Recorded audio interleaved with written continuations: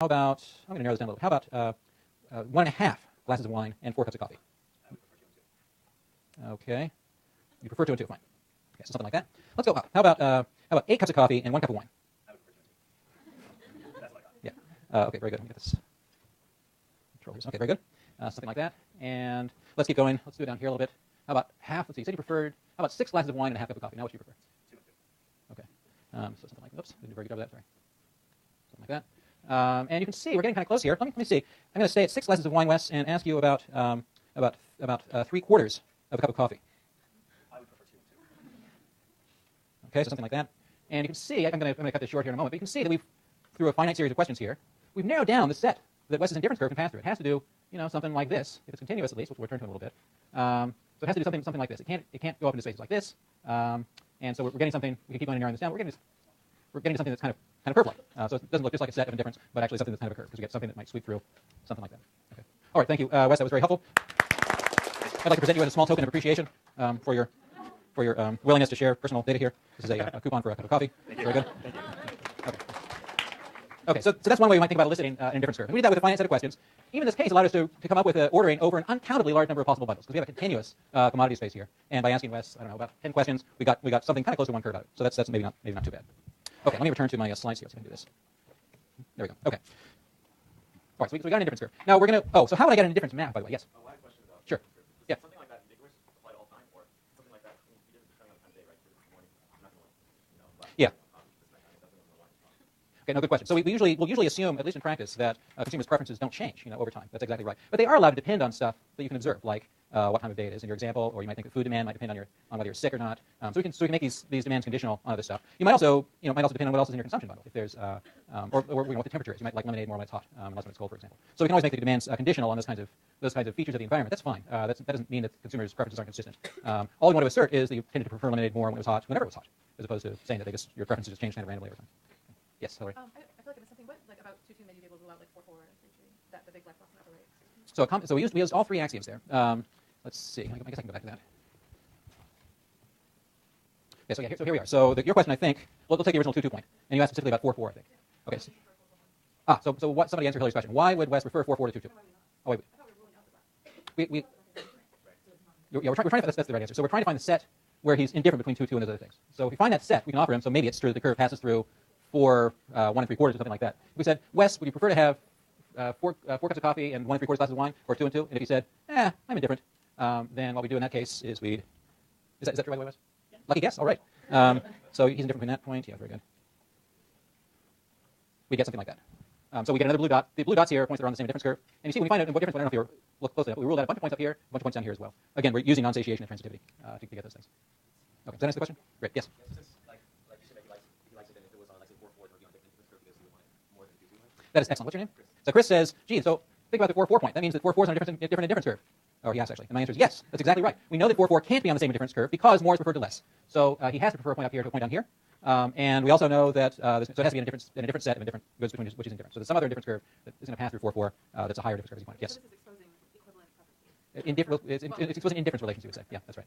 Yes. I explained it like it's kind of like working backwards. So when I was standing up there, I immediately focused in on what's my ideal. And it's like 3 and 1 or something. So what you exposed was what I would be indifferent to. What's backwards from my ideal. That's good. So if I asked you, well, I wouldn't want to ask your ideal if you truly were indifferent. If you truly had non-satiation, what would your ideal point in this commodity space be? If you had non-satiation, what's the point in the space that would make you most happy? Well, 10-10 in this we'll cut it off, but yeah, that's right. Busy day, yeah, that's right. Yes. Are the white spots the points that you compare and be indifferent between? Yeah, I'm trying to make progress. The spots I haven't ruled out, really. And you can see I've ruled out most of the area of this rectangle. If I kept going, hopefully I'd eventually get a little chain of blue dots. Right, so like if both those blue dots were on the curve, Yep. this would be indifferent between 2-2 and 2-4. Or it's 1 3/4 and 4, I think, yeah. Okay. That's right, exactly. Yeah, so these are on the same curve. And if I kept going, so if his preferences satisfy the 3 axioms, there should be a bunch of additional points, blue dots in here, in the y area, that sort of connect those guys. Okay. Yes? No, they don't. We'll come back to that later. The short answer is no. I'm going to come to that too. Yeah, we'll come to that quite shortly. Okay. Other questions? It's a good question, but yeah, it's going to require a more extended diatribe. Okay, let's keep going. Okay, so we did that. All right, so here's some properties, and some of you are already trying to guess it. You have guessed some of these already. So first of all, here's some properties of difference curves. The first property is that every point in the commodity space, every commodity bundle, is going to be associated with one and only one indifference curve. Okay, so why is that? What are the assumptions we made about preference orderings imply that there has to be one and only one that passes through each point? Yes. Okay, well, why? So transitivity may enter here. It's not the sort of central the central point here. I don't think we need transitivity for the first one at all. Yeah. Okay, what do you say on satiation? That's true. Let's turn the question around. What would it mean for? There's really two parts to this thing. So let's do it one at a time. What would it mean for there to be a point in the commodity space where there was no indifference curves? Is it possible to have a point in the space where no indifference curve passes through? What axiom would that violate? Yeah, it would mess up completeness, which assumes that you can always order a bundle A and a bundle B. If we have a point A that doesn't have an indifference curve passing through it, that's the same as saying that we can't give that ordering for that point. Okay, so that would be a violation of completeness. So completeness implies that every point in the commodity space has at least one indifference curve.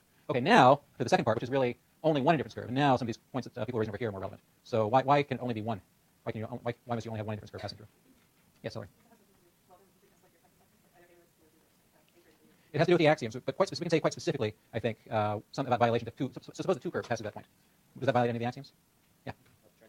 Okay, why transitivity? Because if you have 2 points, like so where they cross, one point would be indifferent to 2 different points, and those different points have to be different. Okay, so I like your argument, and I'm going to make a graphical point here.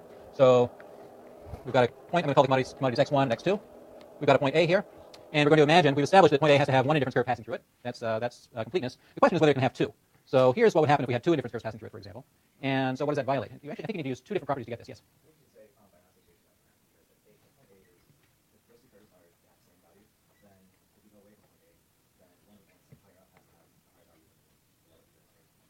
Okay, well, I think we need two. I think I'm going to go ahead and guide this a little bit. So I think we need non-satiation. That's exactly right. We also need transitivity, which is maybe what you're about to say. Yes. Good.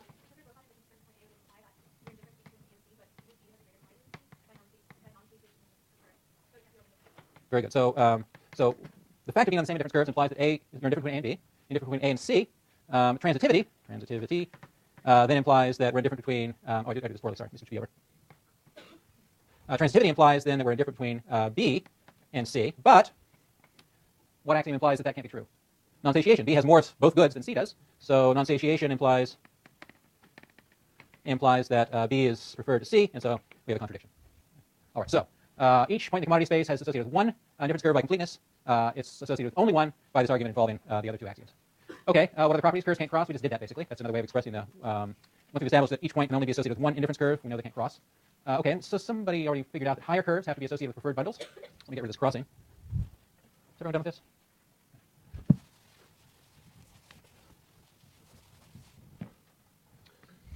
So we've got a point A here. We've got a point B here. So when I say higher curves are associated with higher bundles, I mean that there's a curve here that passes through B. Now, we know that B is referred to A by what axiom?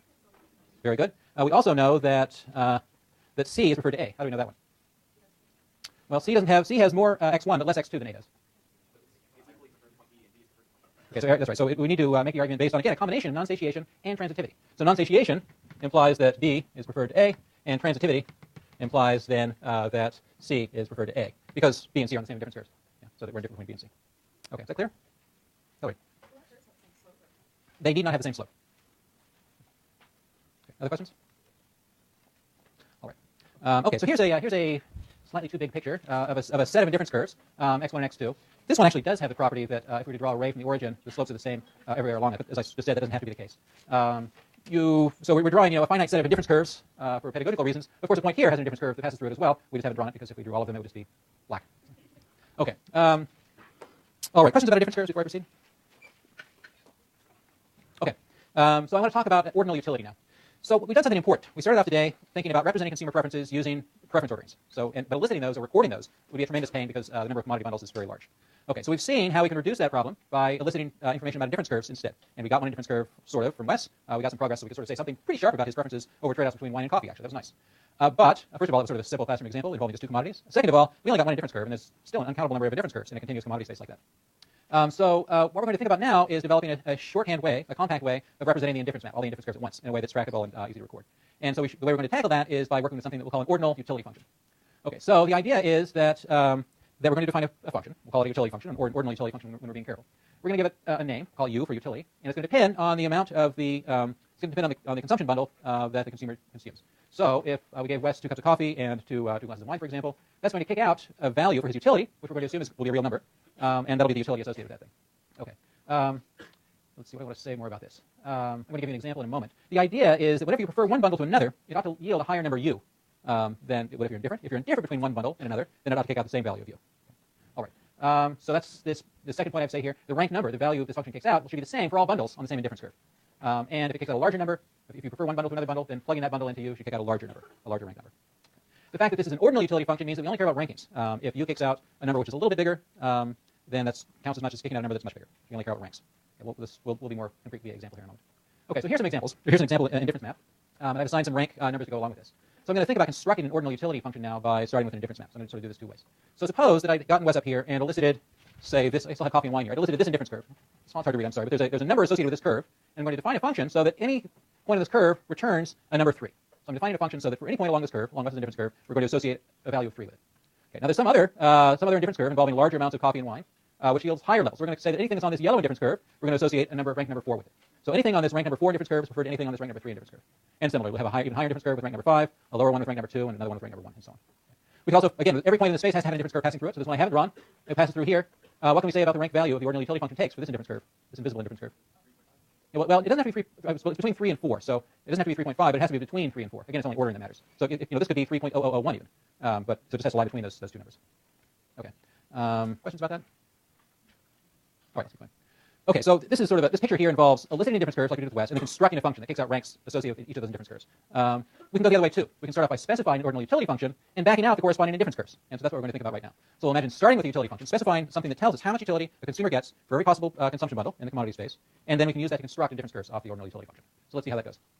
Here's an example ordinal utility function. We'll see functions that look kind of like this repeatedly through the semester. So I've started with the definition of this ordinal utility function. So I've got a function u of x1, x2 is equal to the log of 1 plus x1 plus the log of 1 plus x2. And I don't know how apparent this is, but this defines, so let me ask you, where's the commodity space in this graph? Where's the commodity space? What is the commodity space? The commodities are x1 and x2. Can you see this? Yes, this floor. If you can read this three-dimensional graph, or this projection of a three-dimensional graph, we have x1 increasing in this direction, we have x2 increasing in this direction, and so the bottom part of this thing is the commodity space. This colorful thing floating up above that floor is the graph of the function, u of x1, x2. So this surface tells us what the log of 1 plus x1 plus the log of x2 is. It's a function of the pairs x1, x2. So to take a simple example, if we set x1 and x2 equal to 0, then what's the value of that curve? I didn't graph this. So you just plug in. If this is 0 and this is 0, what's the log of when we have log of 1 plus log of 1? What's the log of 1? 0. So this isn't quite graphed just because of obscure stuff. But if this 0, 0 point, this thing has to touch the axis here. Utility 0. As utility increases, let's leave x2 equal to 0 for a little bit, okay? And just increase x1. So this part's going to stay 0. We're going to increase x1. It'll increase just as a log function in this x1 space. So if I were to do that on the board, I would get. I'm just going to increase x1. I'm holding x2 equal to 0. Then u of x1 0 is going to look something like this. Okay, so it's just equal in this case to the log of 1 plus x1. So this curve corresponds to the edge of this thing, of this three-dimensional graph, and similarly for x2. Okay. All right, can everyone read the graph? I'm never sure about how transparent these things are. Okay, so what's the maximal utility in this commodity space? Well, so in terms of there's a point up here. That's where this thing is highest. That's going to correspond, again, it doesn't quite go there, but it's going to go to, in this case, the log of, the scale here is not 0 to 10, it's 0 to 1. So this is 1 plus 1 plus log of 1 plus 1 is 2 log 2. So that's this point here. Oh, I must have scaled this differently. The scale there is wrong, isn't it? Okay, so I need to fix that. So if you take this formula seriously, which I'd like you to do, this point should be 2 times the log of 2. I scaled things differently here for the figure, apparently. Let me fix that.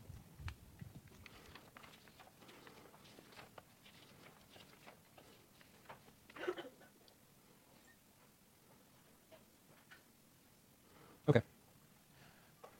All right, so there's an important element of this thing that we haven't talked about yet, but it's really the point of this slide.